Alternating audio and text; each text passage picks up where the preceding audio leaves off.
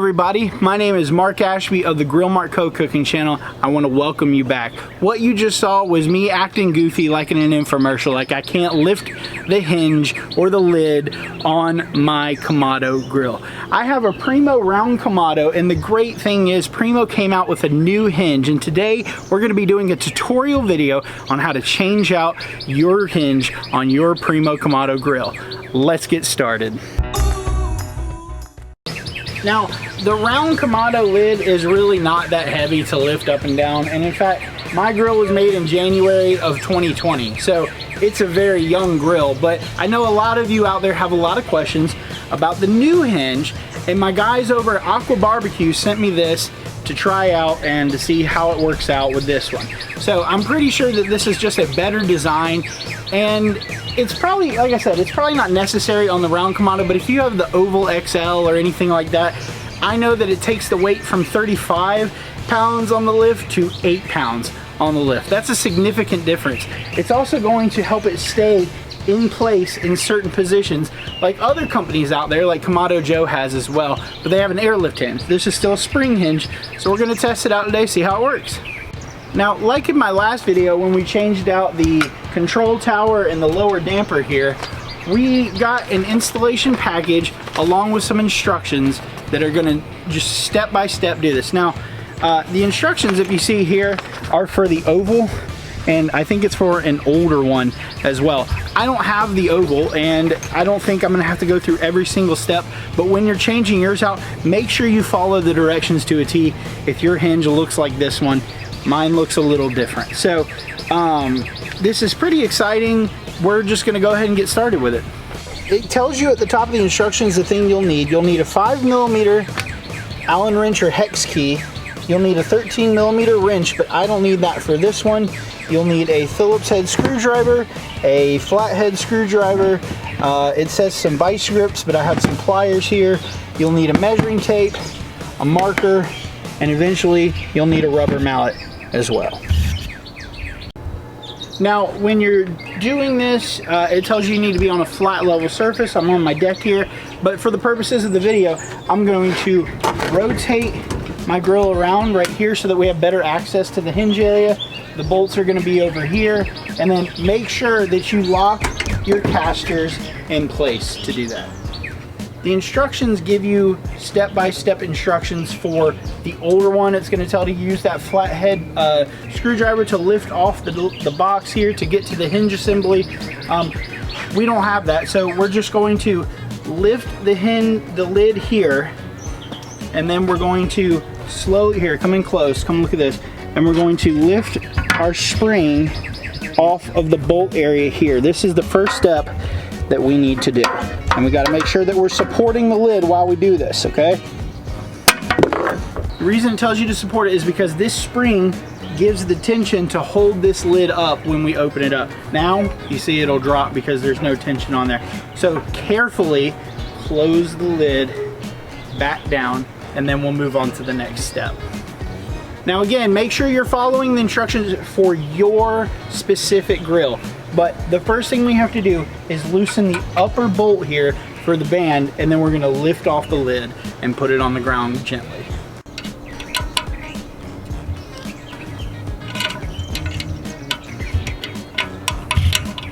So the instructions tell you to just get it loose enough. If you can see here, we can kind of shake the upper part. So we're gonna open up this, and we're going to gently remove the lid and place it over here so that we are not destroying that. We don't want to crack it, anything like that. Now we're going to loosen the bottom bolt and remove the old hinge. When the bolt is loose enough, like that, slowly lift off the old hinge. Make sure you're not scratching that ceramic, and now we're going to move on to the new hinge. So here's the old hinge. We don't need that anymore. Now we got this new fancy hinge. And in the instructions, we're gonna put it over here for a second, it says that if yours comes with the tubes on it, like this, come up close, you'll see these tubes on it.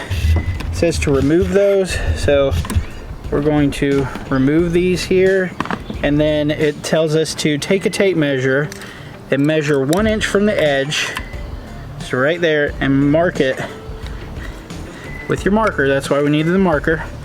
So you'll take it 1 inch and mark it right there with a permanent marker. Do that on both of the springs. Now those markings will come in, those will come in play later. Our next step is we're gonna take this and we're gonna put it on. Make sure your handle is on top here. Come on over here.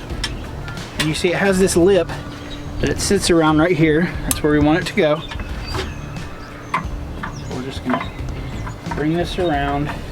Now, I have my grill backwards, but what it tells us in the instruction is make sure that this hinge part is in the center of the back, because we want to make sure that our lid goes on properly, and we want to make sure that the bottom goes on properly as well. So we got to make sure that it's in the center. And now we're going to tighten it with our Allen wrench again. It's sitting on that lip and it is centered. And we're going to tighten this up and make sure that it's 25 to 30 pounds of torque so that it doesn't move. We don't want any wiggle room on this hinge when we put it together. When we're tightening our hinge on the bottom part, we want the band of the top of the band to be at the bottom of the felt like that. That's how we want it lined up. So make sure that that's done all the way around, and again, make sure that it's centered. Now, we're gonna put the lid back on, and we gotta be very careful with this, because again, we don't want it to fall, and we don't want it to break. We got the lid on, we're tightening the bottom band. We gotta make sure that there's a direct line kind of going straight down from the thermometer here to line up when this is open. So you want this straight line to go all the way up and be even with it, as even as I think it can get. And now we're going to finish tightening the bottom band, because now it's centered, and then we're gonna tighten the top band as well. Now you see that we've tightened them to where they're even on both sides. And now we're going to lift up the top and just make sure that that bottom one is seated in properly, and the top as well. We don't really want any gaps in the band here or down here. So we're going to take this rubber mallet and just kind of go all the way around and make sure that it's in properly.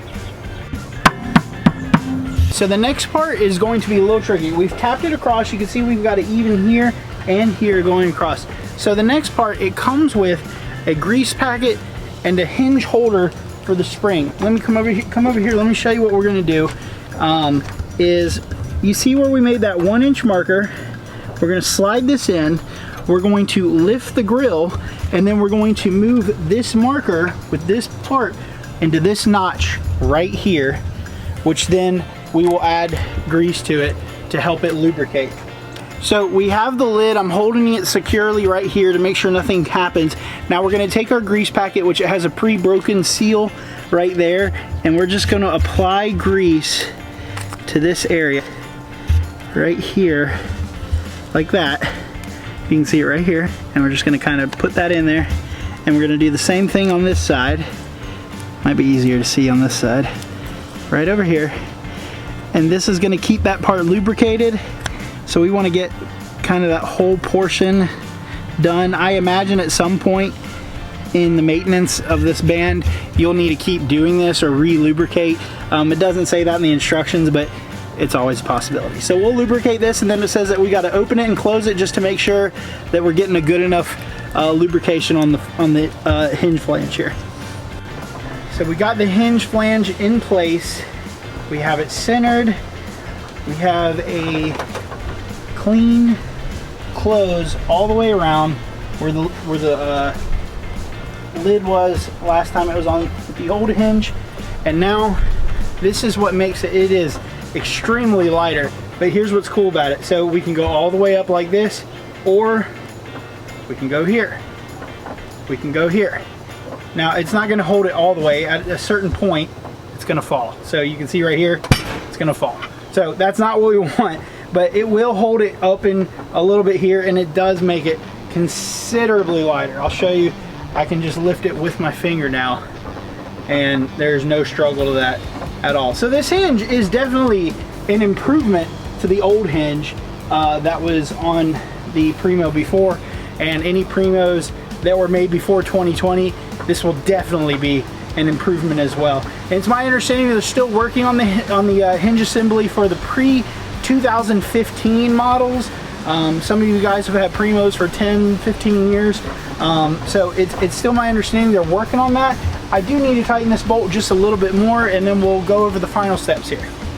So I still have some final adjustments that I need to make on the hinge, and then we have to attach the cover for this part. But it does come with a sticker here where we have our serial and our model number right here, because this came from you know, this is kind of aftermarket. It didn't come on the grill. This sticker, I'm gonna place it on the inside so that when it rains or anything else, it's not gonna hurt it. So we're gonna take this sticker, fill out the info, then I'm gonna yeet it again across the yard, and I'm gonna cover this up, and we'll be done.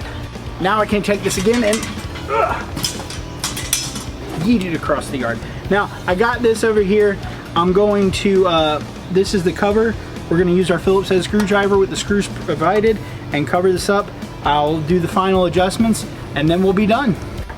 So you might be wondering, is the upgrade worth it? Well, I can now lift this hinge with my finger. I can hold it open in certain positions, you know, to a point. Otherwise, you know, once it gets lower, it is gonna slam shut. We don't want that. So it's definitely an upgrade. I'm really excited about this. Thanks to Danny over at Aqua Barbecue for providing this for me. And I really think this is a perfect upgrade. I think you should definitely do it. When you're ordering from Aqua Barbecue on the website or any other website provider that's doing it, make sure you look at what type of bolt assembly you have. Come over here. So my bolt assembly is this one right here with the curve around it and the 2 nuts and the 1 bolt. Some of you have the wider bolts where the bolt bends and stuff like that. Make sure you look at that picture when you're looking at the different types of hinges, because that's going to tell you which one to get. If your grill is pre-2015, they have not released it out yet. Hopefully this will give you some guidance and some tutorial video know-how to put this together. The step-by-step instructions are really simple.